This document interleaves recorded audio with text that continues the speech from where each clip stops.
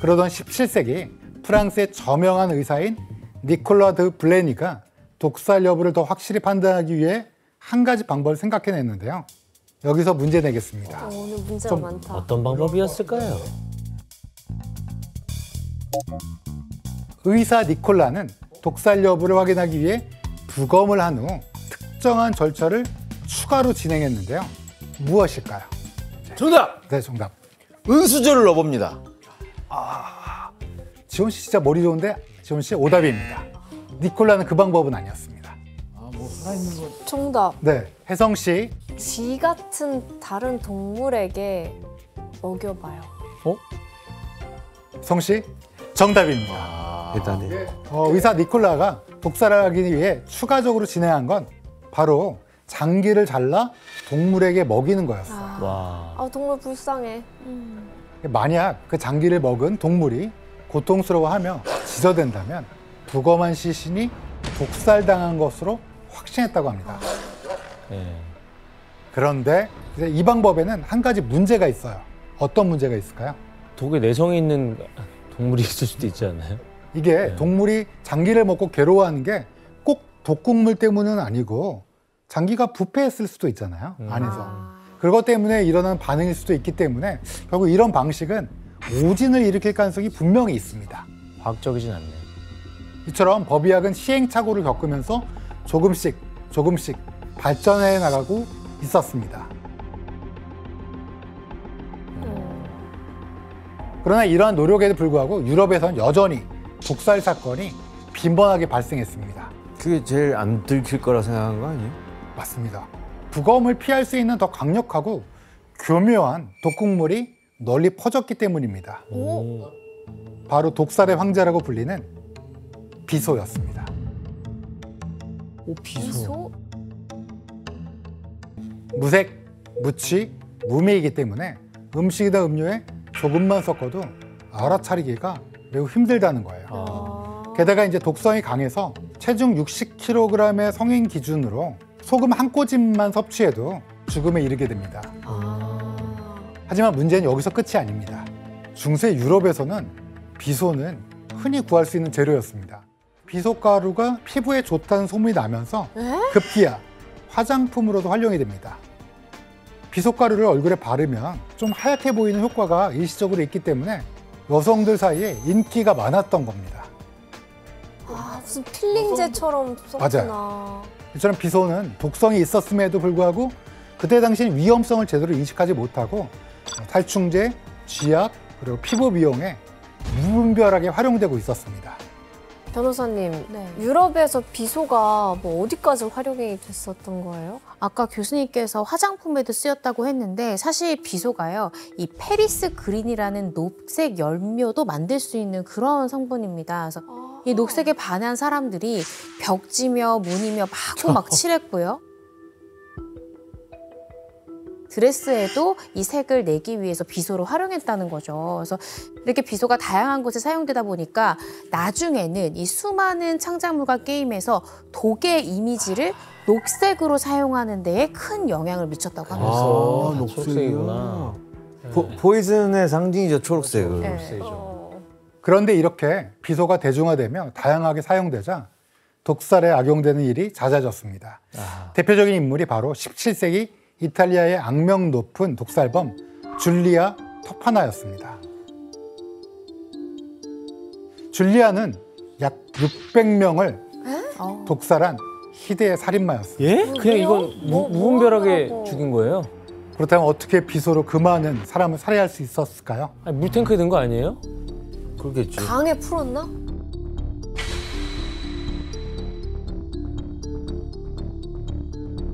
줄리아는 비소를 주성분으로 한 물약 형태의 독약인 아쿠아토파나를 만들었습니다. 독약을 판매할 때 독약인 것을 전혀 눈치채지 못하도록 했는데 어떤 방법을 썼을까요? 저렇게 성자 같은 저런 그림을 활용한 거 아니에요? 네, 맞습니다. 성수처럼? 네. 이 그림에 보듯이 정확히 말씀해 주셨는데요. 독약을 담은 병에 성인의 그림을 그려 마치 성수처럼 위장했습니다. 가톨릭 문화가 강했던 이탈리아에서 성수병은 신성한 물건으로 여겨졌기 때문에 이 독약은 가정의 재단에 놔둬도 자연스럽게 보이고요. 아무런 의심을 받지 않았다고 합니다. 근데 실수로 누가 먹으면 어떡해요, 그거. 그런데 줄리아가 독약을 팔기 위해 짠 전략은 이뿐만이 아니었습니다. 특정한 타겟을 정하고 그들에게 집중적으로 독약을 판매한 겁니다. 여기서 문제 낼게요. 퀴즈입니다. 타겟이 누구였을까요? 줄리아가 아쿠아 토파나를 팔기 위해 주요 판매층으로 삼은 고객은 누구일까요? 정답. 네, 규현 씨. 독실한 이 카톨릭 신자들? 규현 씨 오답입니다. 네. 뭔가 살인이 필요한 집단일 거 아니에요? 정답. 네, 규현 씨. 마피아? 그때는 마피아가 아직 활동을 만개하기 전입니다. 오답입니다. 정답. 네. 뭔가 부인들? 어떤 부인인지를 조금 더 말씀드려야 되는데 어떤 부인인지까지. 하여튼 가정폭력 있는 부인들 아니에요? 남편을 살해하고 싶은? 지원 씨 정답입니다. 정답이라고요? 말도 안 돼. 나 검사했었어야 돼. 네. 줄리아 토퍼나가 독약을 판매한 주요 고객은 바로 불행한 아내들이었어요. 맞네, 그러면. 이 줄리아는 가정폭력에 시달리거나 정략 결혼을 한 여성, 그리고 상속권을 박탈당한 여성을 타겟으로 삼아서 이들은 이제 어때요? 자유와 재산 등을 찾기 위해 남편과 아버지 그리고 남자 형제들을 독살했습니다. 와. 이런 이유로 유럽에서는 비소를 상속가루라고 부르기도 했는데요. 와, 너무 무서워요. 그렇다면 줄리아의 이런 만행은 얼마 만에 발각됐을까요? 좀 이건 오래 걸렸을 것 한 10년 걸렸을 것 같은데. 그러니까. 성수로 위장하고 점조직을 판매했죠. 치밀한 전략 덕분에 아쿠아 토파나는 무려 50년 동안 와. 50년 동안 와. 판매될 수 있다고 합니다. 이야. 이 프로파일러님, 이거 아쿠아 토파나가 여성들에게만 특히 인기가 있었던 이유는 뭘까요? 근데 사실 프로파일링을 하면서 가장 중요한 것이 피해자들의 공통점을 찾는 거거든요. 그런 측면에서 이제 접근을 해본다면 아무래도 이제 17세기만 해도요, 여성들이 이제 사회적으로 이제 지위를 갖지 못하고 억압을 받았던 그런 시대이기 때문에 줄리아는 이런 사회적 분위기를 간파하고 타깃으로 삼은 것으로 보여집니다. 그래서 아이러니하게도 줄리아를 600명의 여성을 살린 독살범 이렇게 부르기도 합니다.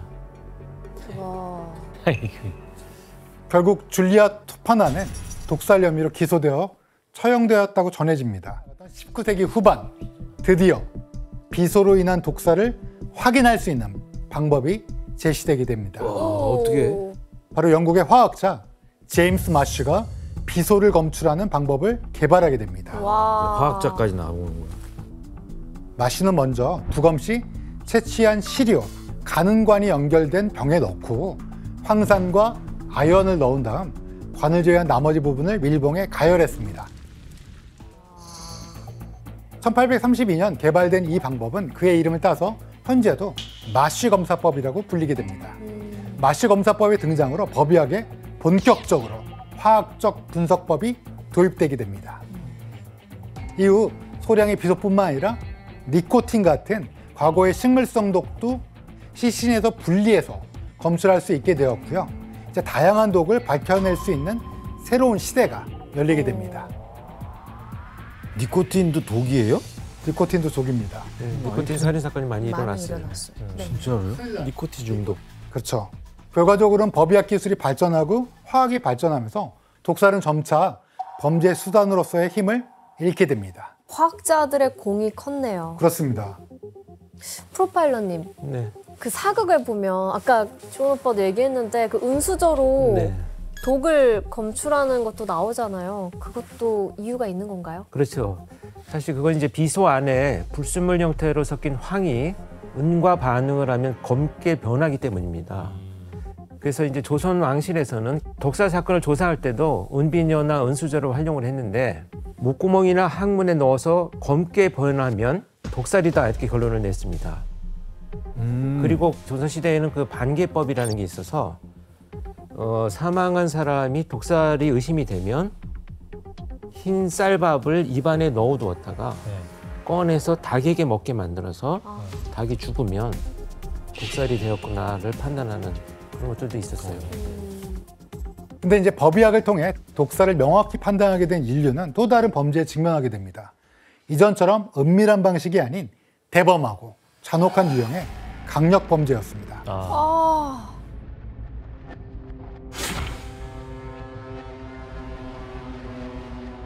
물론 과거에도 강력 범죄는 존재했죠. 하지만 이 범죄가 심각한 사회 문제로 대두되기 시작한 건 산업혁명 시작하면서부터입니다. 다 같이 몰려서 살면서부터인가요? 그렇죠. 산업혁명으로 인해 농촌사회가 무너지면서 많은 사람들이 일자리를 찾아 도시로 몰려오게 됩니다. 하지만 이들 중 상당수는 안정적인 주거지와 일자리를 얻지 못했고 결국 도시의 빈민층으로 전락할 수밖에 없었습니다. 이런 경제적 위기는 빈부격차를 더욱 확대시키며 사회를 불안정하게 만들었고요. 그러면서 강력범죄가 두드러지게 나타나게 됩니다. 한번 표를 볼까요? 이 그래프는 산업혁명 시기 영국의 범죄율을 보여주고 있습니다. 확 올라가네. 5배가 올랐는데요? 40년 만에? 가장 범죄율이 높은 1840년대를 100으로 기준 삼았을 때 그전까지 범죄율이 꾸준히 증가했음을 알 수 있습니다. 이렇게 19세기 영국은 강도와 성폭행, 살인과 같은 강력범죄가 들끓었습니다. 그렇다면 이 시기 강력범죄의 주요 타깃이 된 사람은 누구였을까요? 힘없는 사람들 아닐까요? 맞아요. 부녀자들? 맞아요. 정확합니다. 네. 바로 여성이었습니다. 여성들은 치안 체계가 미흡했던 산업혁명 시기 대도시에서 범죄자의 손쉬운 표적이 될 수밖에 없었습니다. 때문에 여성들을 대상으로 한 강력범죄가 끊이지 않았는데 이런 상황에 1855년 프랑스에서 여성을 표적으로 삼은 최초의 근대적 연쇄살인마가 등장하게 됩니다. 바로 마르탱 디몰라르입니다. 와, 진짜 무섭게 생겼다. 사진 보니까 좀 어떻게 인상이 너무 험악해요. 너무 별로예요. 그는 주로 도시에서 일자리를 찾는 젊은 여성들을 노렸는데 피해 여성들에게 어떻게 접근했는지 대화로 각색해봤습니다. 네. 지원 씨와 규현 씨가 아무래도 읽어주시겠습니까? 살인마 쪽을 좀 해주시고. 제가 뭐 하고 싶진 않지만 네. 저희 실례지만 뭐 좀 여쭤봐도 될까요? 깜짝이야. 뭐예요? 저 그쪽에 관심 없거든요. 아, 저도 관심 없는데 제가 정원 사는데요. 이 도시에 제가 관리하는 집들이 꽤 많거든요.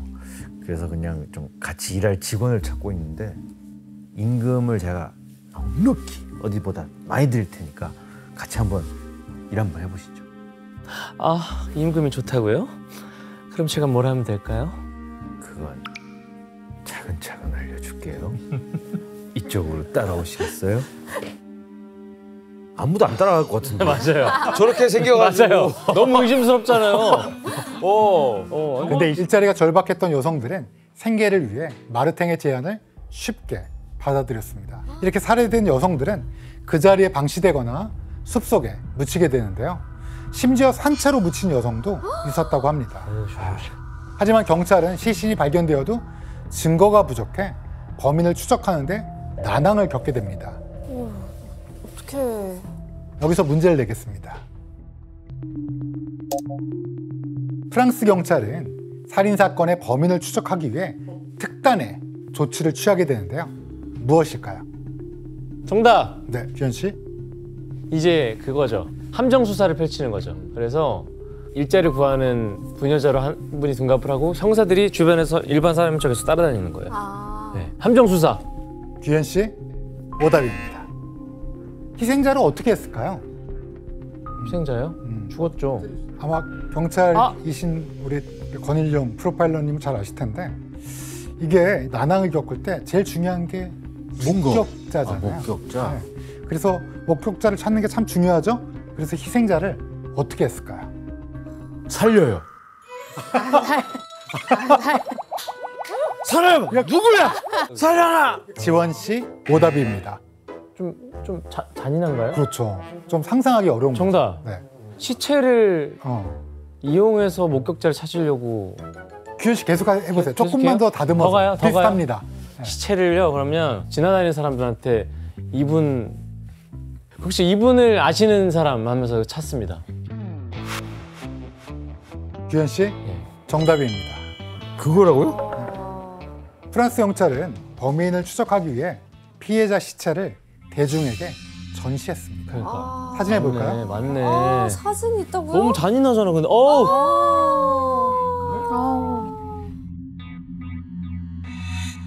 이건 이제 마르탱에게 살해된 피해자가 한 교회 앞마당에 공개된 모습입니다. 아, 이건 안 되지. 이건 피해자를 2번 죽인 그래. 일이잖아요. 그러니까 지금은 상상할 수 없는 방법이라고 말씀드렸는데 참 시신을 대중에게 공개한 건 이런 방식으로 몹시도 잡고 싶었던 그 경찰의 마음, 이 수사 방법 중에 하나였다. 이렇게 말씀드릴 수 있습니다. 저렇게 보고 어떻게 알아? 그러니까. 그럼 이렇게 피해자를 저시한 후 마르탱을 잡을 수 있었을까요? 못 잡았을 것 같은데. 일단 잡긴 잡았으니까 잡았는데 사진이 있겠죠? 아 그렇겠지. 그래서 못 잡았으면 사진이 없죠. 그리고 첫 범행을 저지르고 약 6년이 지나서야 검거가 될 수 있었습니다.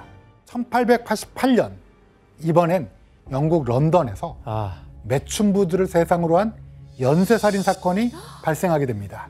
지금까지도 희대의 살인마로 불리는 범인이 저지른 사건이었습니다. 과연 누굴까요? 잭 더 리퍼 안 잡혔잖아요. 맞습니다. 바로 잭 더 리퍼입니다. 잭 더 리퍼는 1888년 8월 31일부터 11월 9일까지 약 2달 만에 5명의 매춘부를 연달아 살해했습니다. 이 사건은 연쇄살인이라는 개념을 전 세계에 각인시켰고 그가 전 세계적으로 악명 높은 연쇄살인마로 기억되는 이유는 희생자들의 시신을 끔찍하게 난도질했기 때문입니다. 때문에 그의 범행은 사회적으로 큰 충격을 안겨줬는데요. 그럼 희생자들의 사진을 한번 확인해 볼까요? 사진? 여기 나오는 사진이 충격적일 수 있으니까 주의해서 봐주시길 바랍니다. 아유 이들은 잭 더 리퍼의 희생자 캐서린 에도스와 메리 제인 켈리입니다. 아니 내장이 다 나온 거 아니에요? 맞아요. 순찰 중이던 경찰에 의해 발견된 그녀의 시신은 정말 참혹한 상태였습니다. 얼굴 주변에 날카로운 흉기에 찔린 상처가 여기저기 나 있었고 목은 귀에서 귀까지 깊게 절단되었습니다. 심지어 시신의 얼굴은 형체를 알아볼 수 없을 정도로 훼손되었고요. 동거인이 눈, 귀, 머리카락 색을 보고 겨우 신원을 확인할 정도로 처참히 훼손되었습니다. 프로파일러님, 아니 살인도 너무 충격적인데 이렇게까지 시신을 훼손하는 이유가 도대체 뭘까요? 근데 이런 행위들은 결국 이제 내면의 분노를 어떤 방식으로든지 피해자한테 해소하려고 하는 이런 시도로 해석을 하고 있고요. 근데 쟤는 유기 목적이 아니잖아요. 그렇죠. 그래서 이제 저는 전형적인 연쇄살인범의 특징이라고 봐야 되겠죠. 맞습니다. 너무 끔찍하고 이러다 보니까 이 잭 더 리퍼의 잔혹한 범행은 영국에 대대적으로 보도되었습니다.